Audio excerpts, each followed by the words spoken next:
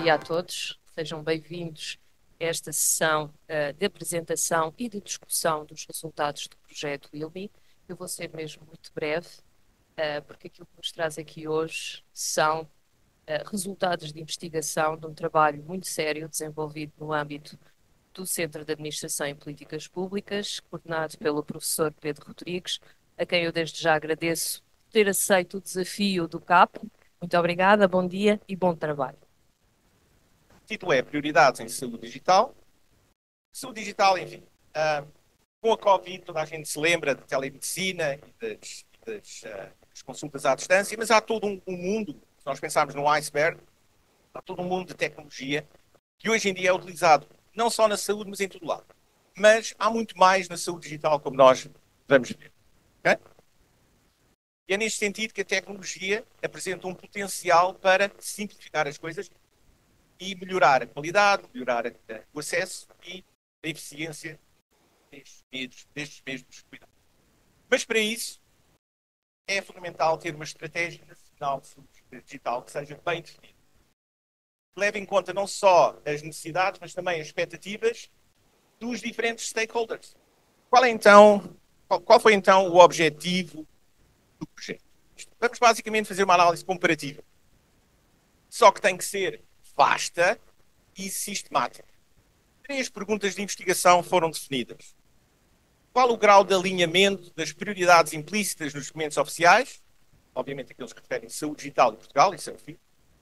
E as percepções dos gestores de saúde em Portugal. Mas este tipo de análise permite também que consigamos ver um bocadinho debaixo da superfície onde é que há desalinhamentos e onde é que se pode melhorar. Portanto, nós temos aqui recomendações bastante concretas. A segunda pergunta é óbvia, é o alinhamento entre o quê? Os documentos oficiais e a literatura científica.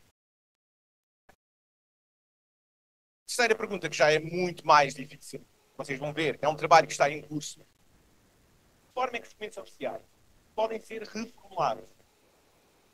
Que orientações, que recomendações concretas para que os documentos melhorem, para que a Estratégia Nacional de Saúde Digital melhore? Muito bem, então, a metodologia está focada em análise de conteúdo. 689 pontos. Portanto, do ponto de vista técnico, houve aqui 10 milhões de pontos de computação. Cada vez que aparece esta bolinha com AI, é onde houve participação do algoritmo de inteligência amplificada. Vamos começar por... Começamos com uma análise bibliométrica. Vamos a uma base de dados de artigos científicos, Scopus. Temos uma busca por Digital Health, claro, e começamos com os 50 artigos mais citados. A partir daí, entra o AI no sentido de determinar 12 temas. E, portanto, esses 12 temas são os 12 temas que aparecem precisamente no vosso folheto. Mas nós não estamos a inquirir todos os profissionais. Quem é que nós estamos a inquirir? Quem é que nós temos interesse em saber? Basicamente, aqueles que desempenham os cargos A, C e Q. O que é o A? Pessoas que são membros do Conselho de Administração. O que é o C? Diretores clínicos. E Q, administradores hospitalares. Primeira coisa, ok, tem aqui estes 12 temas da saúde digital, faça-me um ranking. Ordene do mais prioritário para si para o menos prioritário. Foram buscados os 1000 artigos mais citados em cada fonte. Portanto, eu retive 469 artigos científicos, porquê? Porque dos 1000 em cada fonte, 1000 da Scopus, 1000 do Web of Science, há 469 que são comuns. Nós queremos saber até que ponto é que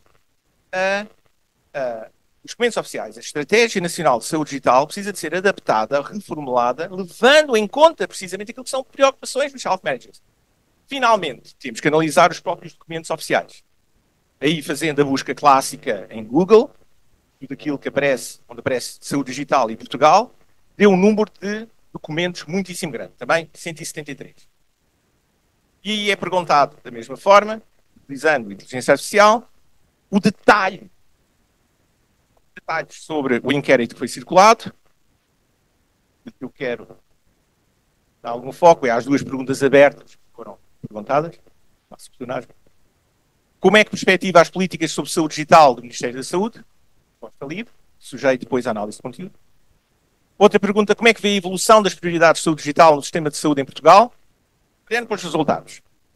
Isto ainda é a caracterização das 47 respostas. Reparem que a maioria são administradores hospitalares. O segundo grupo são os membros do Conselho de Administração. E, por fim, os diretores clínicos têm mais que fazer para responder ao nosso. Mas também é importante ouvi-los. O que é que eu achei interessante aqui? Não querem mais suporte legislativo. Estão um bocadinho encharcados de legislação. Há maior participação e envolvimento das várias instituições. Então, o que é prioritário? Reparem em algumas palavras. Atualização. Inovação. Interoperabilidade, outra vez aquele palavrão.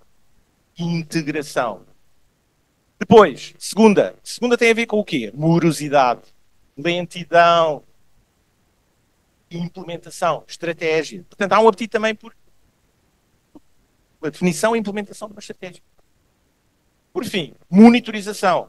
Palavra muito importante. E apoio técnico. Portanto, por si só, estes resultados já seriam interessantes. Segunda pergunta. Como é que vê a evolução e prioridades da saúde digital no sistema? Mais uma vez, top 3, bottom 3. Começando pelo bottom 3. Importância de motivar os profissionais de saúde e as equipas. Top 3. Comunicação. Cooperação entre setor público e privado. Política comum. Interessante.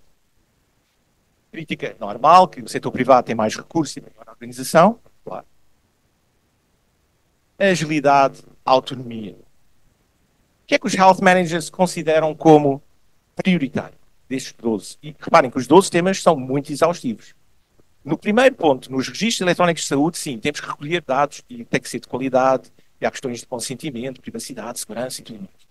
Mas depois os dados têm que ser úteis. Não é só recolher dados, senão os dados têm que ser úteis. Em terceiro lugar, inteligência artificial aplicada à saúde. Muito interessante. Tem o bottom 3. Serviços não clínicos de saúde. Parece que estão encharcados.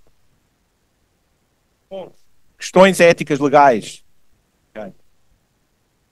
7. Automonitorização, saúde móvel. Okay. Os smartwatches e aqueles dispositivos. É natural. Baixa prioridade. Agora, HM, que é os Health Managers, 2 pontos, depois ponham 1, 9, 10.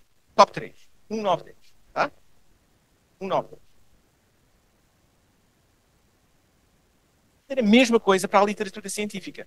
E podem pôr, segunda linha, também os top 3, 4, 7, 9. São os números do Euromilhões. Não. Mas há aqui um padrão que vocês vão ver. Já agora, porque eu sei que o suspense vos está a matar. 1, 4, 9. Terceira linha. Documentos oficiais. Puseram 1, 9, 10, 4, 7, 9. 4, 9. Certo? Literatura científica, então, elege como mais prioritário o quê? Serviços clínicos de telesaúde. Claro que é o mais importante. Não é mignon disto. Em segundo lugar, automonitorização e saúde móvel. Aquilo que os outros davam menos prioridade, este dá um pouco mais. E 9, análise de dados. Outra vez, o Health Analytics. O que é que dão menos importância? Às infraestruturas inteligentes, à inteligência artificial, bem, e aos serviços não clínicos de saúde. Lembrem-se que este ranking resulta do processo de IA, okay, perguntando ou inquirindo diretamente. E os documentos oficiais, qual é o ranking? Bem, já vimos que é 149, o que era o 149? Registros eletrónicos de saúde, à cabeça, serviços clínicos de telesaúde e Health Analytics. Bem. O que é que está no bottom 3? O que é que tem menos foco? A teleassistência, os dispositivos médicos digitais e as ferramentas de empowerment. Não é só a ordenação, o que é que fica em primeiro, segundo, terceiro. Nós conseguimos medir a distância entre o primeiro e o segundo, entre o segundo e o terceiro. Estão a ver? Temos um score devidamente normalizado, ou seja, depois colocado entre 0 e 100, nós temos estes scores. Obviamente, damos mais peso àquele que as pessoas acham que é mais prioritário. Estes resultados quantitativos, podemos dar resposta à primeira pergunta de investigação, mas podemos fazer isto também quantitativamente com uma métrica, que é o coeficiente de correlação de Pearson. Então, qual seria o alinhamento dessa pessoa com a pessoa que representa os documentos oficiais? 66%. De que forma é que os documentos oficiais podem ser reformulados? Terceira pergunta de investigação, que é a mais difícil. Para determinado tema, são 12, mas para determinado tema, vamos calcular esta métrica. Que mais não é do que, intuitivamente, o excesso de atenção que o documento oficial dá a determinado tema. Okay? Como é que devemos interpretar isto? Números acima de 0 é onde há excesso de atenção. Números abaixo do 0 é onde há falta de atenção. Portanto, termos muito práticos. Os documentos oficiais, se isto fosse o último slide, os documentos oficiais devem dar menos atenção aqui, mais atenção aqui. Há um excesso de foco nos registros eletrónicos de saúde. Como há também nas questões éticas, legais e sociais da saúde digital. Como há também do 5, que são os serviços não clínicos de saúde. Olhando só por bottom 3. Onde é que falta foco? Segundo esta análise. 8. É o quê? Empoderamento. Portanto, falta aqui muito foco sobre o empoderamento do paciente no contexto da saúde digital. Falta também a teleassistência e falta também aqui o HTA, que é o Health Technology Assessment, ou seja, esta é uma parte muitíssimo importante, a avaliação e validação sistemática das tecnologias. Será que podemos ir mais longe do que isto? Podemos. Slide seguinte, que para mim é o melhor slide. Mais uma vez, números acima é onde devemos dar menos atenção, números abaixo do 0 é onde devemos dar mais atenção. Então, reparem, isto é exatamente o mesmo gráfico que o anterior, só que está agora composto pelas suas subcomponentes. Portanto, health managers e literatura científica concordam que os documentos oficiais, no caso de Portugal, dão demasiada importância ao tema 11, questões éticas, legais e sociais da saúde digital. Reparem que aqui não aparece o azul. Porquê? Dar-se-ão que os health managers elegeram como prioridade máxima os registros eletrónicos de saúde. E, portanto, esta barra vem toda de onde? Da literatura científica. Que diz, não deem tanta importância a isso, há mais coisas. O primeiro conjunto de resultados são recomendações comuns a todos os temas, nós vamos ver, e depois emergem, tema a tema, aquilo que são recomendações específicas. Portanto, isto é quase como o resultado de um consultor. É que os documentos oficiais devem dar maior foco. Padrões comuns de interoperabilidade. Outra vez, aqueles... mas já estamos a fazer isso. Muito bem, continuem. Isso é muito importante. Numa lógica de colaboração transfronteiriça. Parte do consentimento. Dados de saúde são dados muito melindrosos. E, portanto, é natural, reparem, para trás, mas reparem que a segurança dos dados e a privacidade do utente é algo que é fundamental. Dar menos foco aonde? Na desmaterialização generalizada dos processos, enfim, isto já é chão que deu uvas, parece que aparece muitas vezes nos documentos oficiais e não há necessidade. Tema 2, infraestruturas inteligentes. Quando nos documentos oficiais se falam de infraestruturas inteligentes, é preciso priorizar as áreas de elevado impacto. Ou seja, não se pode ir a todo lado. Qual é a prioridade? Será que é a monitorização remota da localização e o estado dos equipamentos? Será que é o agendamento de intervenções, por exemplo, no bloco operatório? Será que é uma gestão de inventários? É preciso falar mais sobre a escalabilidade. O que é a escalabilidade? Não há recursos para fazer tudo. E dar menos informação, menos foco, por exemplo, só a uma utilização das infraestruturas inteligentes com uma eficiência energética. Dispositivos médicos digitais. Parece que é um vetor estratégico novo. Como é que eles podem ser integrados nos fluxos de trabalho clínico? Colaboração interdisciplinar para, precisamente, a implementação destes dispositivos médicos digitais. Parem na crítica. Abordagem generalizada, sem detalhar e especificar aplicações práticas. Ou seja, é preciso ir ao detalhe, é preciso mostrar o que é que outros países fazem nesta área. Serviços clínicos de saúde. Obviamente, maior foco na equidade e na acessibilidade do serviço a toda a população. Ponto importante, como evitar a fragmentação e promover a continuidade dos cuidados. Isto é muito importante. Menos foco na telemedicina. A telemedicina não é panaceia. Tem que ser adaptada ao contexto. Quanto aos serviços não clínicos, estamos a falar de quê? Marcação de consultas, plataformas, esse tipo de coisas. Coordenação dos cuidados entre os diferentes profissionais. Muito importante, quando se fala do impacto, a ênfase no potencial para a eficiência operacional e redução dos custos. Muito jargão técnico e menos foco nos vídeos educativos. Na teleassistência, mais foco aonde? Como usar os dados em tempo real sem subcarregar os prestadores dos cuidados de saúde. Garantir que se complementa, aqui está aquela ideia que eu disse, que se complementa e que não substitui os cuidados presenciais. Menos foco aonde? Rodagem generalista, sem dados, sobre os beneficiários, sobre os benefícios para as pessoas. Ou seja, é preciso que os governos demonstrem taxativamente como é que o doente, como é que o paciente vai beneficiar. 7. Automonitorização e saúde móvel. Desenvolver diretrizes e padrões de qualidade para aplicações móveis. Garantir a fiabilidade e a segurança. Lá está, a eficácia clínica. Nem todos são bons, tem de haver alguém que separa o trigo do joio. Integrar estes dados de automonitorização nos dados dos Electronic Health Records. Porquê? Porque senão temos silos que depois, daqui umas décadas, andamos a falar em interoperabilidade outra vez. Temos que pensar antes de agir. Há demasiado foco nas aplicações móveis. Empowerment. Incorporar as TIC, mas com canais seguros entre médico e paciente. Integração de dados geoespaciais. Há um foco predominante na esfera clínica, ignorando áreas como a prevenção e gestão de doenças crónicas, fora de contexto hospitalar. Não basta ter os resultados do estudo, é preciso saber comunicá-los e é preciso que eles se repercutem no apoio à decisão. É preciso desenvolver competências em ciência dos dados, data science. E há demasiado detalhe técnico neste momento, nos documentos oficiais, nesta matéria. E há saúde. O que é preciso? Uma estratégia para garantir o uso responsável de IA na saúde. Estamos a falar de quê? Estruturas de governance, mecanismos de supervisão, responsabilização, transparência. Definir áreas prioritárias de aplicação. Quais são? Por exemplo, diagnósticos assistidos, identificando padrões em imagens médicas, terapêuticas assistidas para personalizar os tratamentos com base em características individuais dos pacientes. E neste momento há demasiado hype. Questões éticas, legais e sociais. Princípios éticos, claro, para a governança de dados. Escolha, armazenamento, partilha.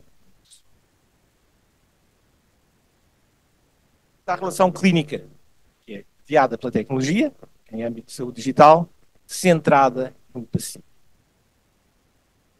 Por fim, demasiada complexidade e burocracia em relação à governança de dados. Portanto, há aqui um trabalho de streamlining e de simplificação que é preciso fazer. E, por fim, se estiverem acordados, avaliação e validação sistemática.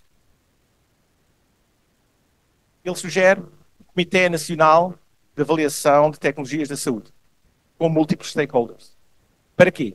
Para assegurar que só as tecnologias clinicamente eficazes, adequadas e com valor económico são implementadas. Isto já é feito em França, por exemplo. Integrar o HTA, que é a validação sistemática, nos processos de tomada de decisão com articulação entre todas as entidades envolvidas. Onde é que se deve dar menos foco? Em abordagens que são genéricas, reativas. Reparem que isto é proativo. Temos de ser proativos e não reativos, simplesmente à avaliação e validação. Precisamos de detalhes sobre critérios. Quem aqui é responsável? Conclusões. O que é que eu vos trouxe? Uma abordagem mais abrangente, mais equilibrada, mais participativa, mais fundamentada e mais orientada para a melhoria contínua na formulação de políticas públicas de saúde em Portugal. Isto permite o quê? Maior transparência, maior responsabilização, maior confiança dos doentes e dos profissionais. Permite identificar lacunas, inconsistências, áreas de melhoria em documentos oficiais que materializam a estratégia. Ao alinhar a estratégia nacional com os health managers e com a literatura, torna-a mais robusta, mais coerente, mais baseada em evidências, evidence-based. Nós falamos tanto. Isto aumenta a probabilidade de implementações bem-sucedidas e uma maior aceitação por todos os stakeholders. Porquê é que vale a pena ouvir os health managers? Porquê? São profissionais na linha da frente de cuidados. Uma visão única sobre necessidades, desafios e oportunidades. é fundamental incorporar as suas percepções para garantir políticas públicas adequadas. O que é que vale a pena olhar para a literatura? Porque os insights são validados por uma comunidade de pares que permitem identificar melhores práticas, evidências, recomendações. Entendemos que é uma metodologia inovadora, analisa um grande volume de informação através de inteligência artificial, generativa, que demonstra o potencial desta abordagem para informar e apoiar a tomada de decisão em muitas outras políticas devidamente replicadas e adaptadas.